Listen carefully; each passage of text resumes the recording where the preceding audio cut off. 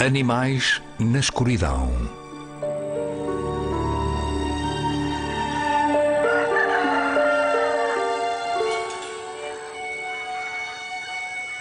Em breve a noite cairá sobre Sologne. O Sr. Dugarrin, agricultor de profissão, dá por si a bocejar. O dia foi longo e esgotante. Para os animais da quinta, está na hora de tomarem o último banho do dia. Ou então, de darem um passeio em busca de um local deserto. No entanto, o lusco-fusco não é sempre o que parece. Será a altura para dormir? Não para todos. Não para todos os animais. Enquanto uns se preparam para dormir, o porco-espinho começa a agitar-se. Ele passou o dia no ninho, a esforçar-se para não fazer nada. Como tal, agora encontra-se esfomeado. No final do dia, à beira do lago, os instintos de perigo dos animais estão alerta. Qualquer encontro é possível.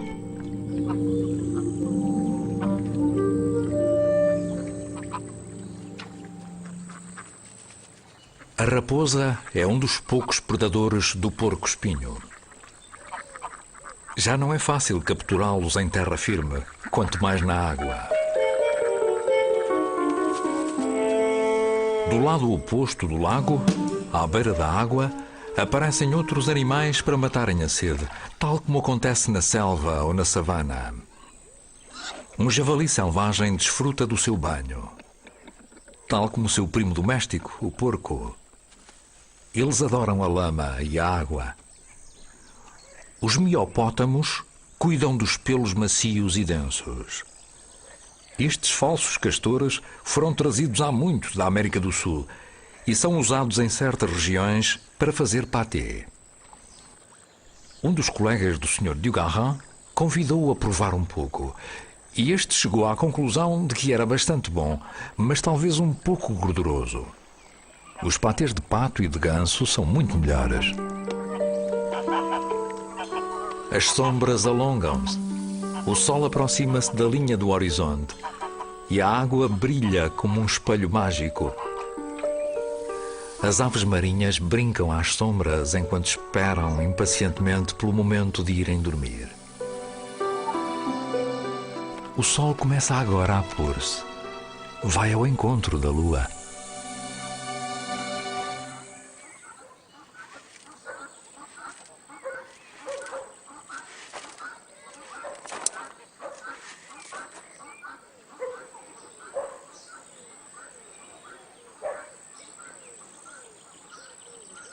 Todas as noites, a galinha do mato encontra um ramo no qual poderá dormir.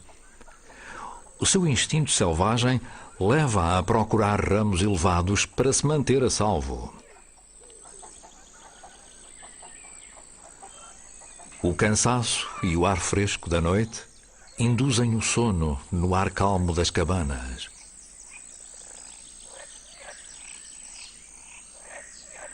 De repente o campo torna-se mais calmo.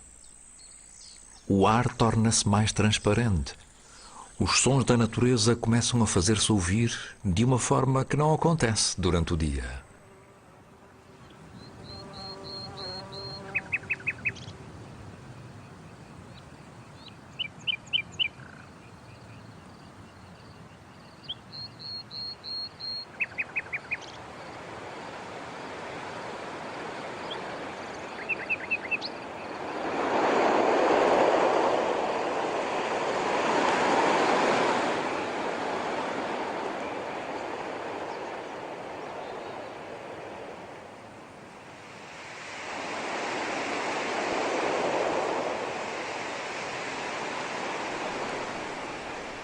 Tudo muda quando o sol desaparece. Os estorninhos são os arautos da noite. Ao final do dia, durante o seu período de migração, estes pássaros juntam-se em bandos que parecem obedecer a leis misteriosas e ficam pousados até ao amanhecer em grupos de milhões de indivíduos. O Sr. Dugarrin leu a algures que existem neste momento cerca de 80 milhões destes pássaros no campo. É fácil acreditar nisso. O bando imenso escurece os céus, como uma cortina de veludo negro que é fechada sobre o dia.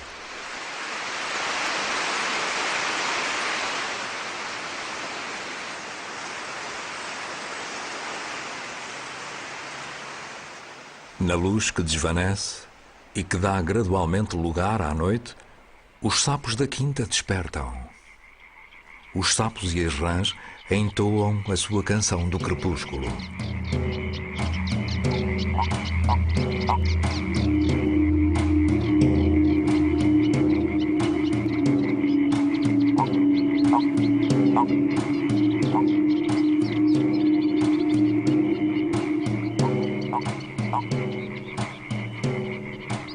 Um mundo invisível emerge das sombras. A multidão das sombras apodera-se e domina a zona.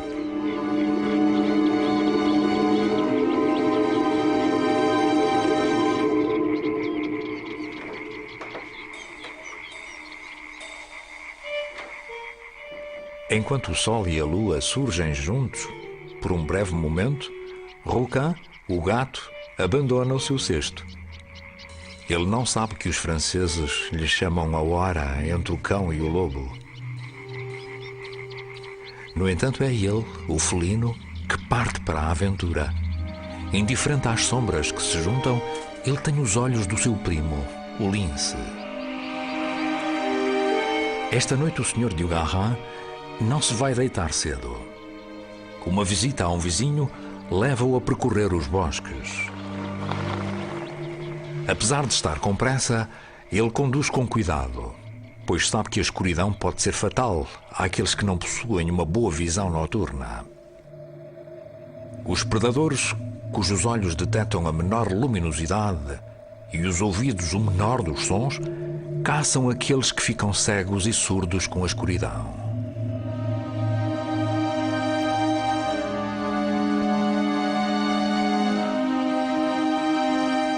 Durante a noite, os faróis do carro revelam a estrada, bem como a vegetação, os troncos dos grandes carvalhos e a moita, de onde emergem criaturas errantes.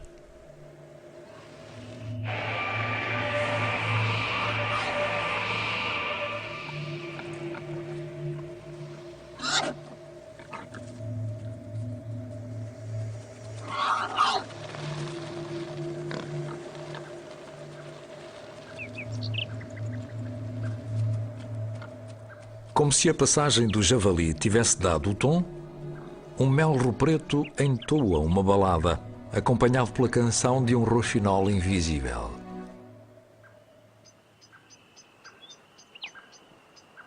No bosque, a noite não é sinônimo de sono.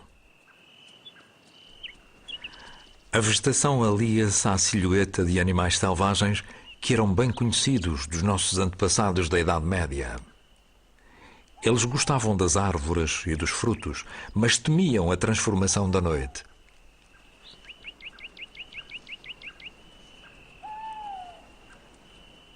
Este mundo inquietante tem os seus vigilantes.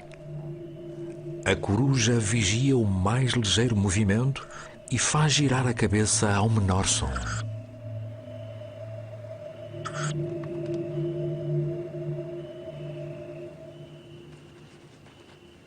Ao cair da noite, o texugo sai titubeante da sua toca. Não pode expor-se, nem a si, nem à sua família, ao perigo. O tempo clemente que se aproxima acorda-o da letargia que muitas vezes é confundida com a preguiça. O texugo tem fome, visto que passou os últimos 3 meses a viver das suas reservas de gordura.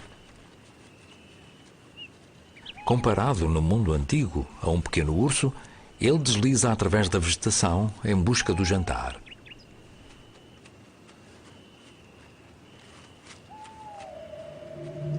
Porém, na escuridão, os vigias estão alerta. Está alguém à espreita. Será que o texugo se vai converter em presa?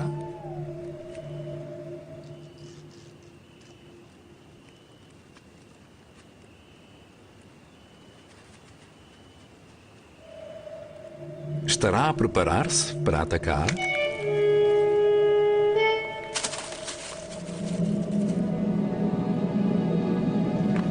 Não era o texugo que estava em risco de vida.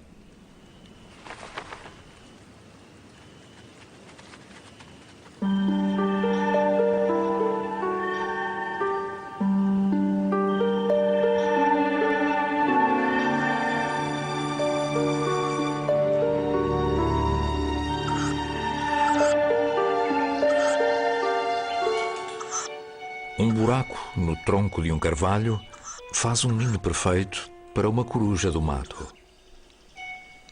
Não é demasiado exigente. Os gauleses, impressionados pelo seu pio penetrante, assemelhavam-na ao gato. Seja coruja ou gato, o pássaro mantém-se fiel ao seu ninho durante muitos anos. A refeição começa com uma cobra d'água de colar. A emenda pode conter todos os tipos de carne, sejam cobras, sapos, pequenos pássaros, grandes insetos ou pequenos roedores. A coruja do mato voltou à vigia. Ela pode ter olhos grandes, mas mal se mexem e tem um campo de visão limitado. Contudo, é capaz de caçar quase às cegas, visto que depende maioritariamente do sentido da audição. As fontes dos sons que chegam aos seus ouvidos são detectadas por uma série de microfones numa aparelhagem estranha.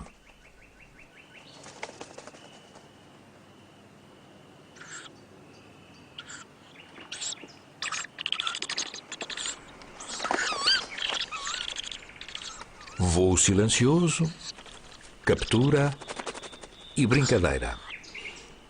Os progenitores trabalham instintivamente para abastecer um ninho que tenha um apetite insaciável. A distribuição da presa nem sempre é feita da forma mais justa. As crias maiores e mais fortes recebem as porções maiores. Desta vez a cria mais pequena recebe finalmente o seu rato.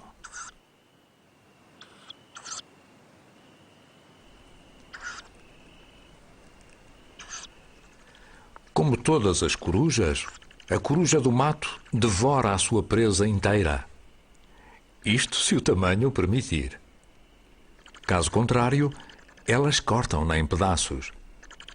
Esta pequenita está confiante de que o seu estômago é capaz de dissolver um roedor inteiro. Os restos não digeridos são expelidos na forma de bolas.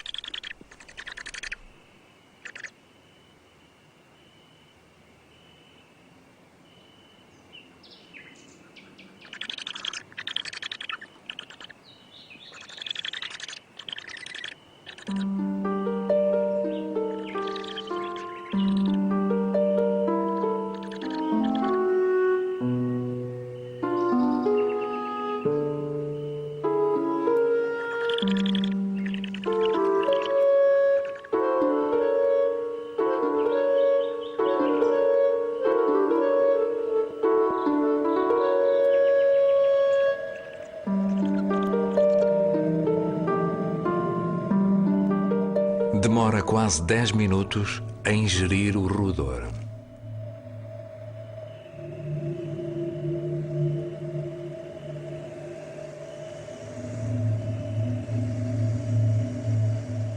O Sr. Dugarrin está de volta.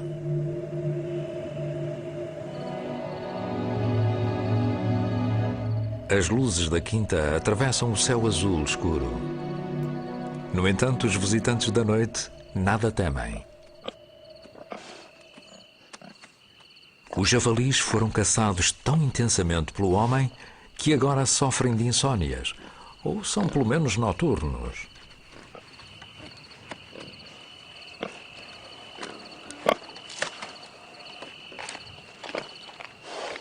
Uma dádiva dos céus, ao alcance do seu focinho, está perfeitamente adequada à sua dieta vegetariana.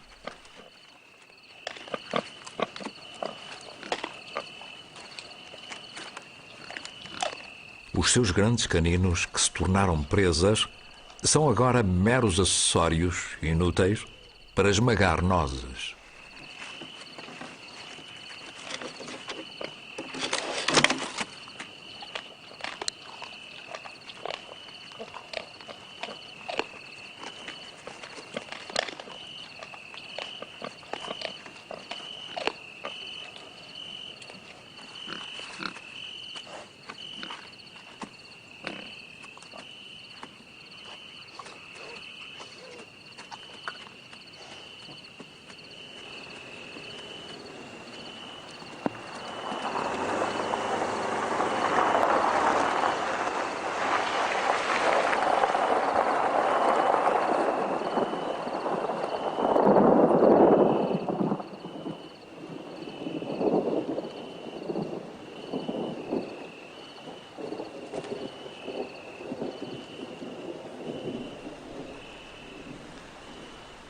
A esta hora tardia, a coruja das torres está ansiosa. O vento que se levanta e a tempestade que se aproxima podem minar a sua caça.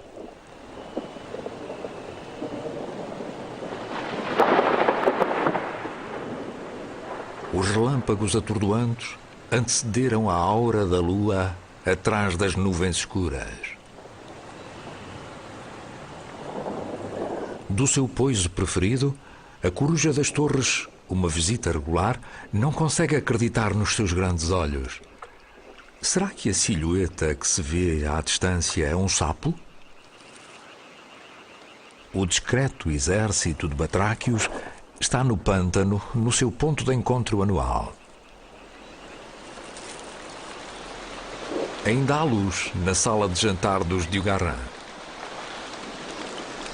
Não é nada de sinistro, nem de assustador. Por isso não chega para manter a população da floresta afastada.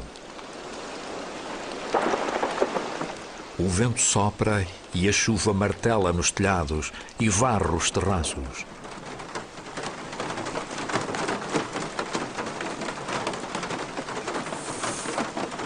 Será que as crias de coruja das torres que se mantêm no sótão pressentem que algo se passa?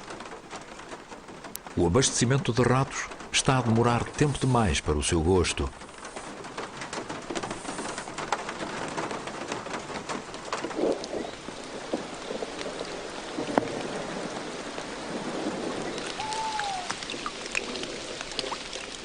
Sob a chuva impiedosa, os sapos juntam-se à parada. É chegada a época de acasalamento.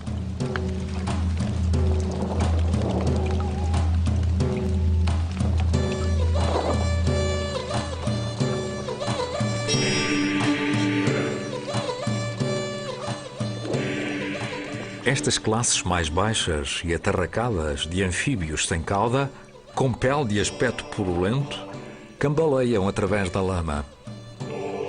A viagem trá-los ao lago onde nasceram e muitas vezes vêm de longe. É uma estranha fidelidade para com as águas nativas. A época de acasalamento leva estas criaturas ao delírio.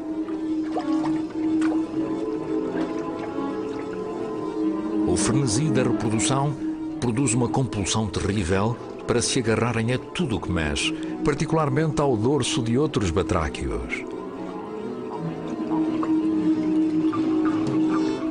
O caminho é longo e as fêmeas muitas vezes carregam os machos até ao local onde os ovos serão depositados. Os machos mais pequenos e mais esguios são os primeiros a alcançar o local da desova.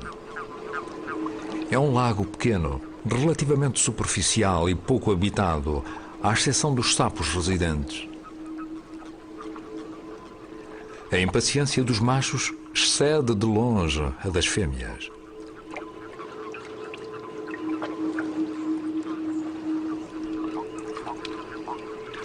O movimento dos sapos faz com que a água se agite. Só isso basta para desencadear o reflexo amoroso de indivíduos solitários que procuram um parceiro.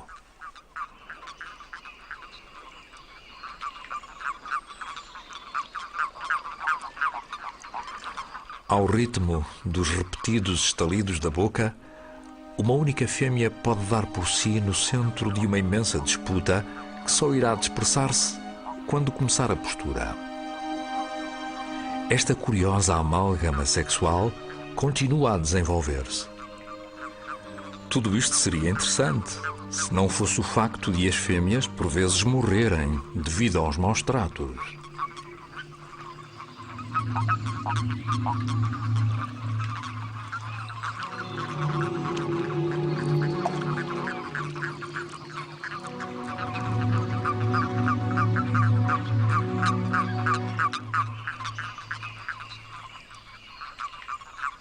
Os ovos não são depositados em massa, como acontece no caso dos sapos.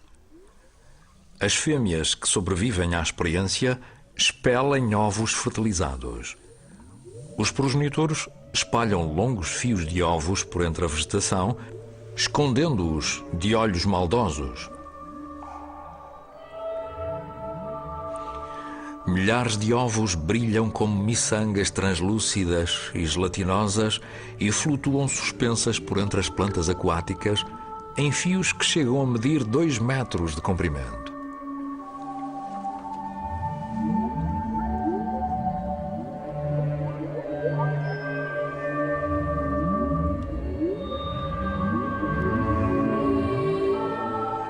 Daqui a 2 meses, os jovens sapos irão sair do lago. Chegará uma altura em que colonizarão algum jardim, talvez o dos Diugarã ou dos seus vizinhos.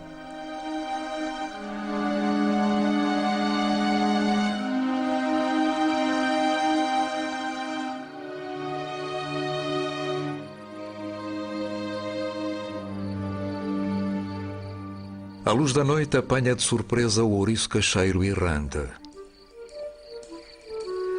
Conseguiu alcançar a casa após alguma luta, visto que apenas pode contar com as suas magras patinhas. Este animal é muito noturno. Sente-se seguro o suficiente no jardim para baixar o seu escudo formidável de espinhos, que usa elegantemente penteados para trás. Ele adora a chuva. Não para se sentir molhado, mas porque a chuva persuade as suas presas preferidas a sair, ou seja, as larvas, as minhocas e os caracóis.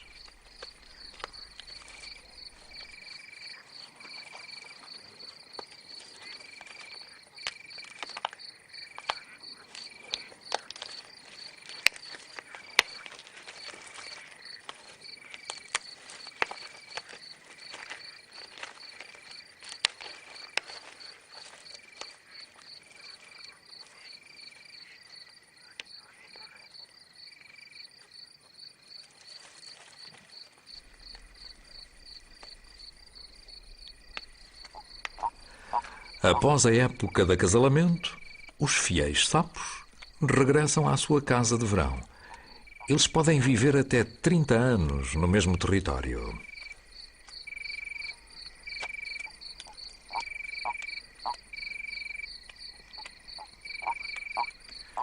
Mas isso evita que eles visitem os apartamentos vizinhos ou um par de botas, onde procuram refúgio dos predadores. Era uma presa fácil, que pena. A coruja da casa, residente aqui há mais de 15 anos, mantém-se de sentinela. Os humanos que dormem não se apercebem das manobras deste intruso extremamente ousado.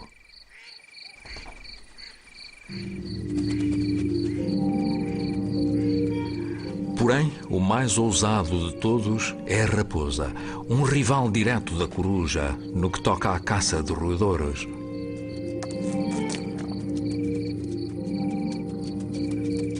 A raposa parece estar num estado de espírito estranho, como se procurasse uma mudança de emenda. Ela marca o seu novo território com uma confiança formidável.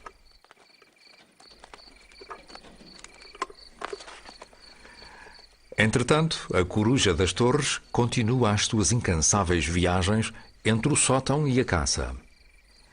As suas crias esperam e o rato é para elas.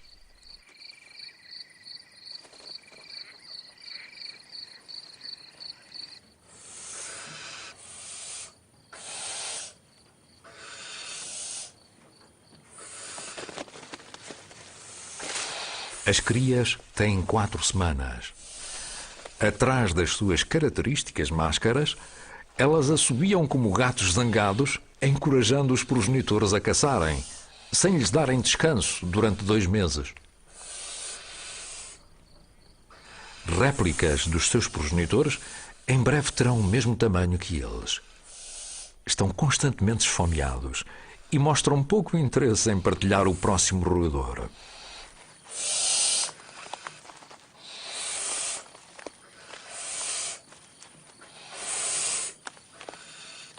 O mais velho comeu demasiado, por isso pode dar-se ao luxo de brincar com a cauda da vítima.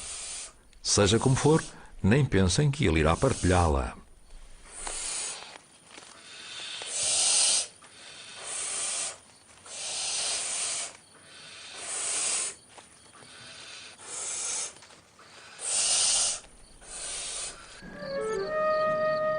Entretanto, algumas potenciais vítimas das corujas passaram ao ataque na cabana.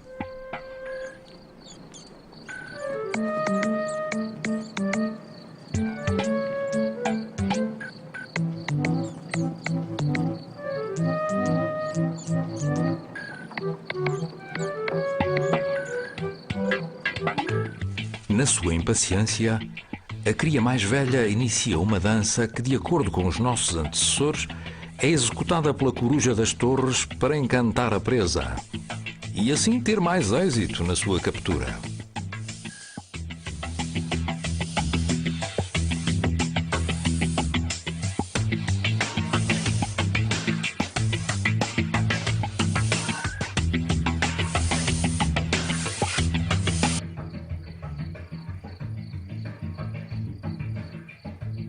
O televisor do agricultor ensonado está realmente com o som demasiado alto.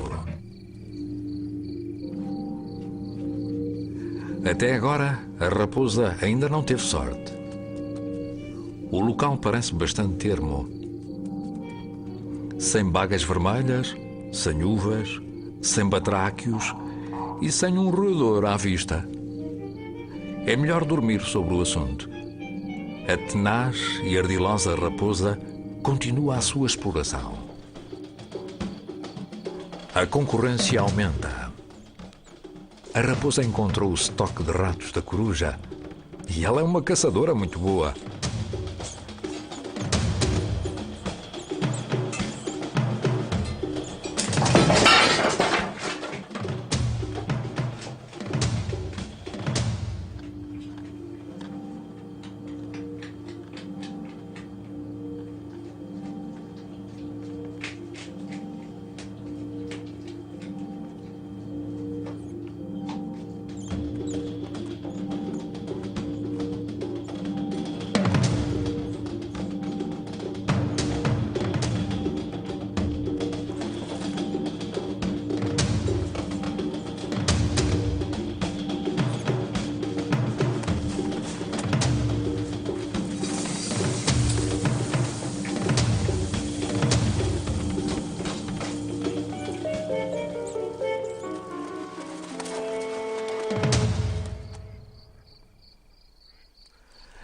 Para a família de corujas das torres, 4 ratos a menos significa que terão de fazer mais 4 expedições de caça. Os progenitores estão agora ainda mais vigilantes.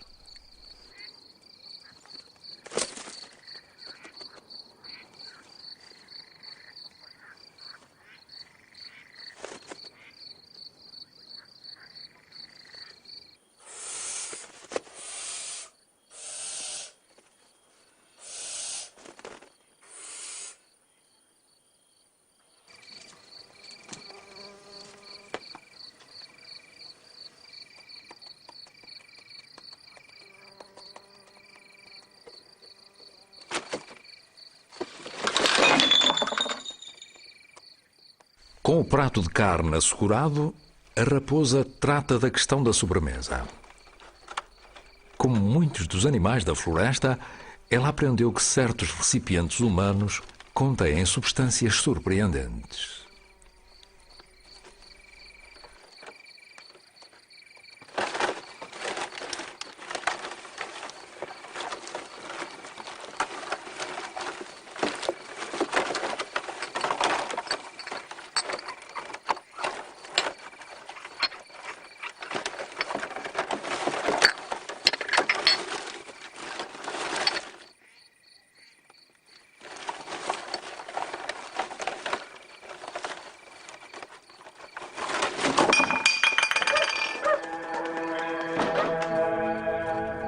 O agricultor acorda assustado do sono para o qual deslizou enquanto via televisão.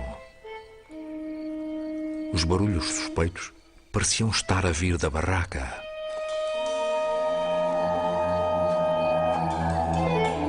Ou será que está alguém no jardim da cozinha?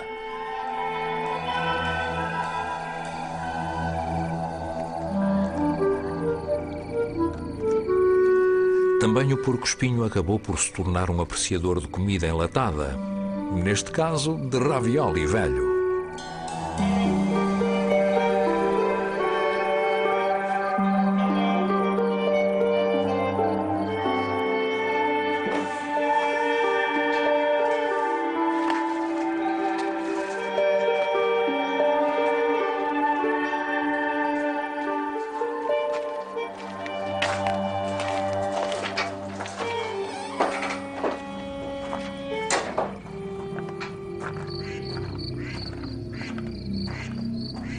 O estranho som de uma manada atrai o agricultor ao bosque, onde ele é recebido por uma visão onírica.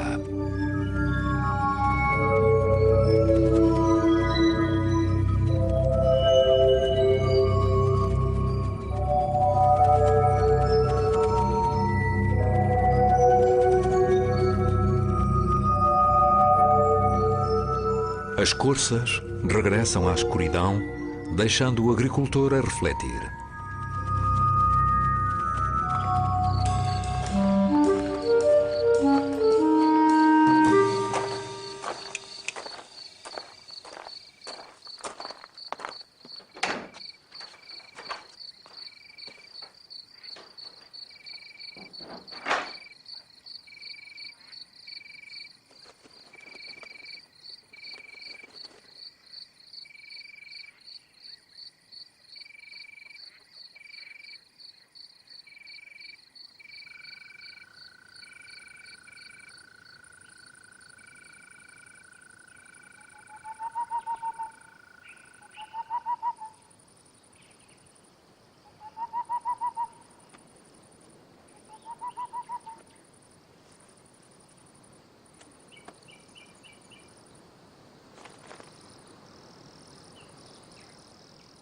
Será que a noite da floresta é habitada por sonhos? O bosque carrega as cicatrizes das visitas dos veados no verão passado. O clã de veados está espalhado, antecipando a época do cio das fêmeas. Os chifres destes orgulhosos animais foram despidos do seu veludo.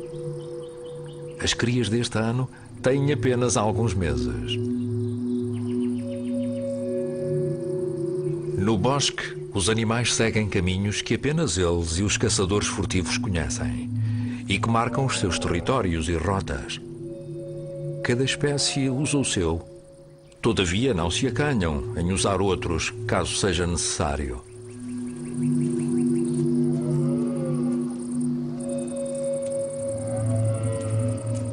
A apenas alguns metros de distância, o texugo escavou a sua toca. Este animal é um escavador excelente. Com as suas fortes patas, ele abre galerias, túneis de saída e vastas câmaras a vários metros de profundidade. As gerações seguintes terminam o trabalho tal como uma família expande o castelo dos seus antepassados.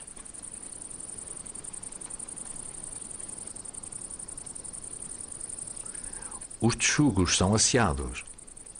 Insistem que o seu habitat tem de ser mantido limpo. As excursões noturnas não acontecem apenas para a caça, servem também para que eles façam as suas necessidades em áreas deliberadamente marcadas para esse fim.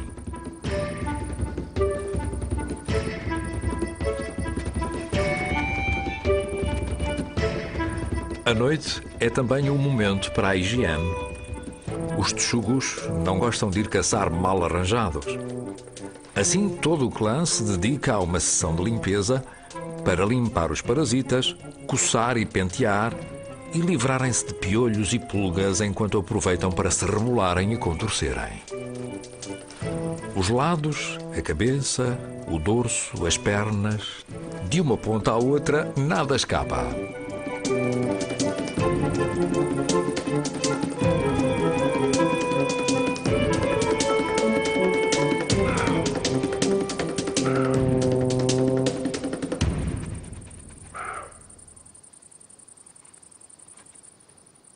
Os jovens texugos não caçam. Ficam a brincar, enquanto esperam pelo jantar ao lado do seu porto de abrigo, a toca. O agricultor de Ugarran costuma dizer ao vizinho que o texugo é um animal útil. não apenas pela sua pele espessa e densa, que costumava ser usada para fazer escovas, mas sobretudo porque ajuda o agricultor a livrar-se de numerosas criaturas prejudiciais que atacam as colheitas.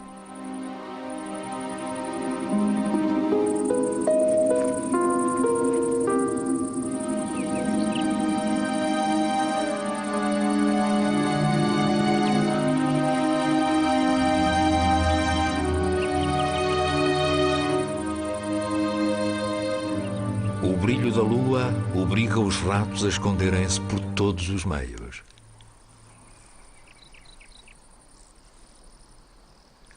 Para muitos pequenos roedores, a aurora não passa de uma utopia.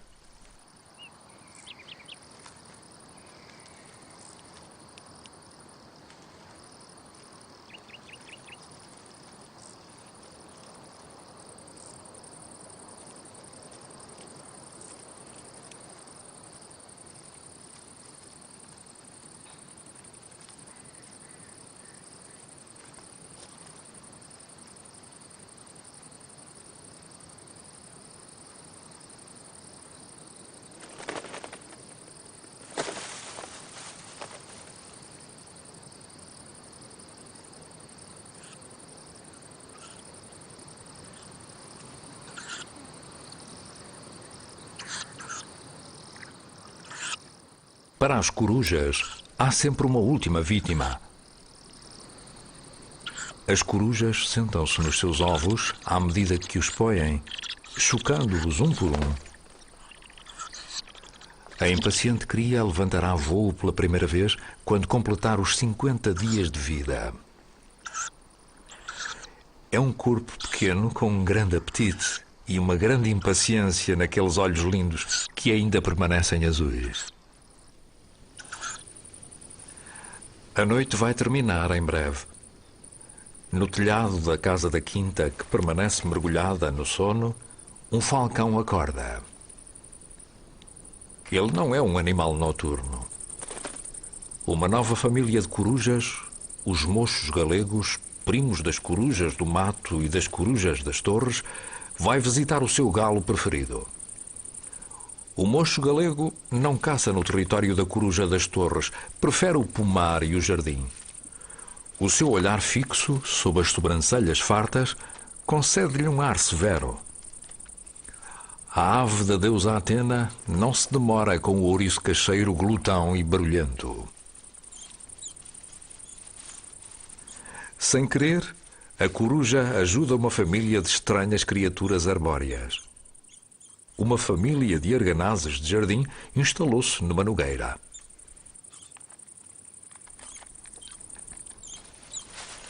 Com os seus olhos maquilhados de negro e uma cauda longa e felpuda que termina num tufo branco, o arganaz de jardim é muitas vezes confundido com o arganaz comum.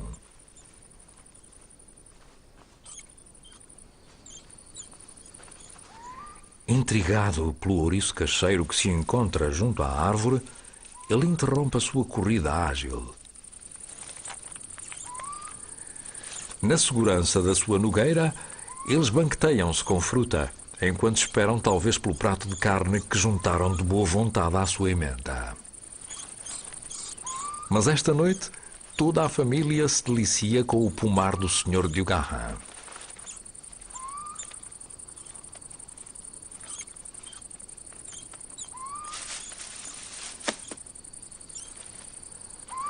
Antes que leve com uma noz na cabeça, o ouriço cacheiro abandona a zona de brincadeira dos arganazes.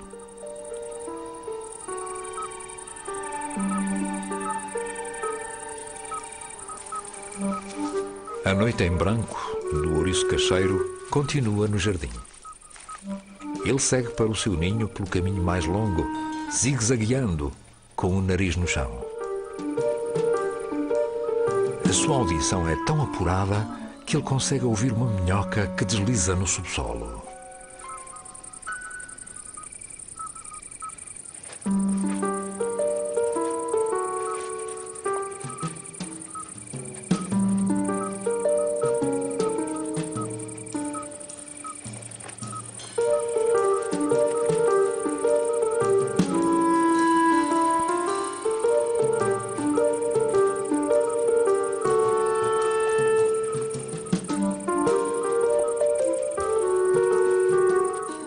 ouriço cacheiro chega finalmente ao seu ninho, um esconderijo confortável composto por ervas e folhas que ele construiu no monte de lenha.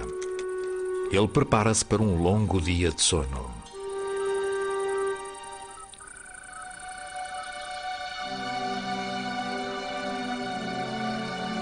Foi uma noite longa para aqueles que vieram explorar o mundo do homem. A lua vai desaparecendo à medida que uma estranha luz brilha no horizonte vindo do leste. Os sons da noite desvanecem-se.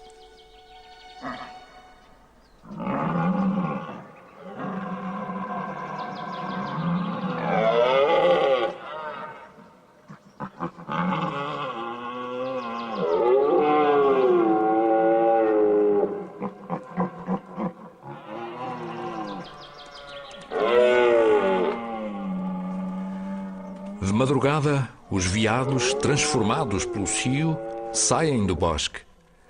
Eles mal comeram e tornam-se agressivos.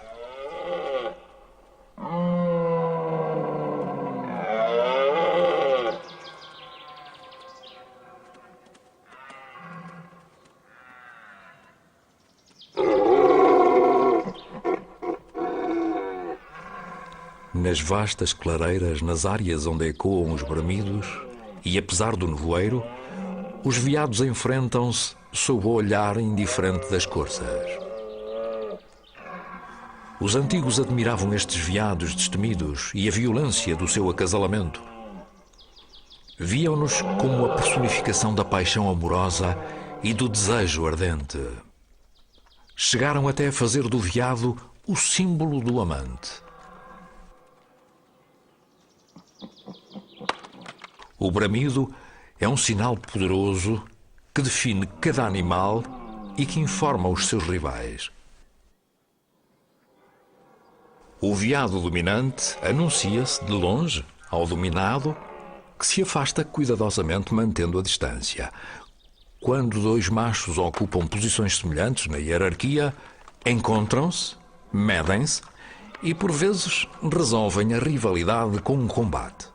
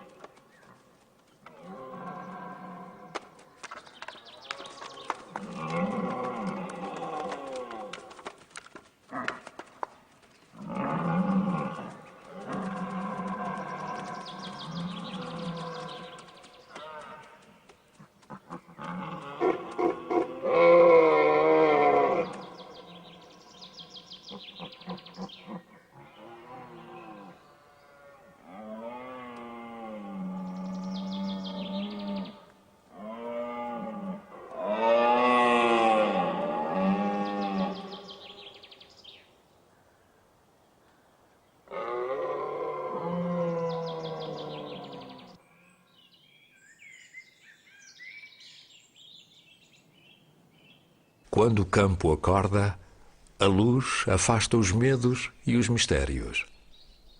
O nevoeiro da madrugada dissipa-se e a paisagem campestre retoma o seu aspecto familiar.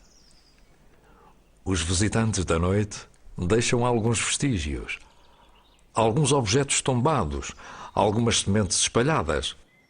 Quase nada. O sol acorda o Sr. Diogarran, que se foi deitar muito tarde. Da sua janela, ele vê a cerca que separa o prado do bosque.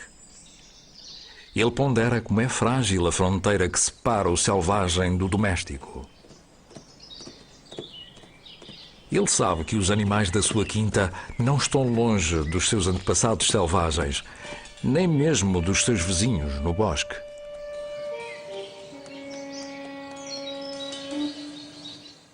Ao ver Rouquin, o gato, regressar da sua noite de caça, o Sr. Diogarran sente-se aliviado.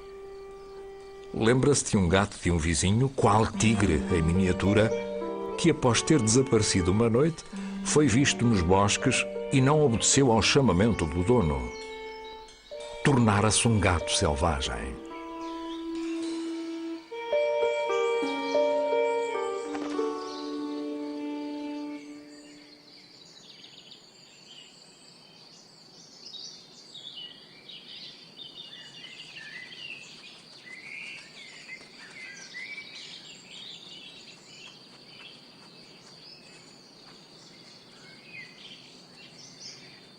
Na luz serena do início da manhã, duas corças aventuram-se no limite da floresta. A noite já se retirou, mas a raposa decide fazer horas extraordinárias. Este animal é um oportunista, mas o Sr. Dugarrin dá-lhe toda a liberdade. O número de ratos que a raposa come todos os dias faz dela uma protetora natural das pastagens. Menos ratos significa mais erva, maior fertilidade da terra, o que resulta em pastagens melhores para as vacas.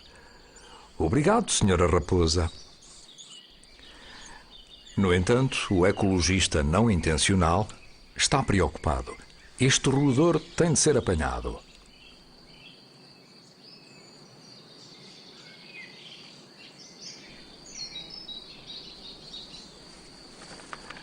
Na fronteira entre a quinta e a floresta, cabritos monteses, veados e raposas encontram-se e observam-se com respeito pelo território alheio. Contudo, o menor movimento pode desencadear o alerta e levá-los a fugir para o bosque.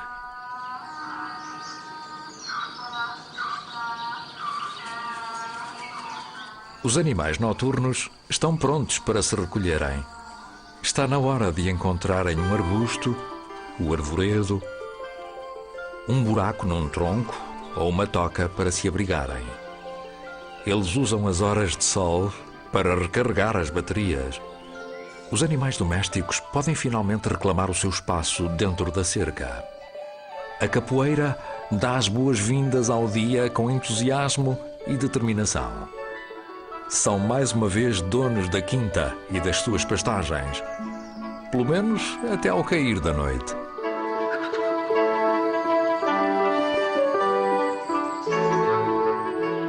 Versão portuguesa Santa Claus Audiovisual.